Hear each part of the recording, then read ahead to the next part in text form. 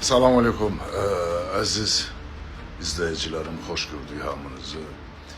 Böyle herkes kölgeden haber gözləyir, anlayıram sizleri. Kölge biraz yordu beni, həqiqətdə də. Hem aktyorlar cəhətdən, hem sıkıntılar barədə yordu beni. Ama şükür Allah'a ki, elimiz kolumuz indi açılmaq üzərədir. Ve demek istedim ki kölge devam edecek. Ama kölgeden alaba büyük bir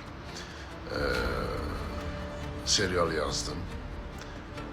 Bu mafya değil, sadece aile, sevgi, məhəbbət ve belə deyək də aile dramı deyək. Belə bir Son Qərar adlı serial yazdım. İnşallah onun çekilmeyi gelen haftadan nəzərdə tuturuq başlayalım. Ve bunun içinde mənə 25 yaştan yukarı 45'e kadar, 50'ye kadar özüne güvenen adamlar lazımdı. Buna göre size müracaat elədim ki bu tamam başka bir oyundu. Yani tamam başka bir serialdı. İnşallah ki onu da sentyabr ayından efirlerde göreceksiniz.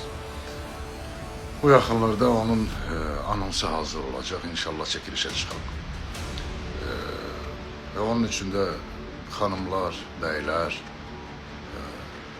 çekilme isteyenler müracaat eləsinler. Bu kadar. Uğurlu olsun hamımıza.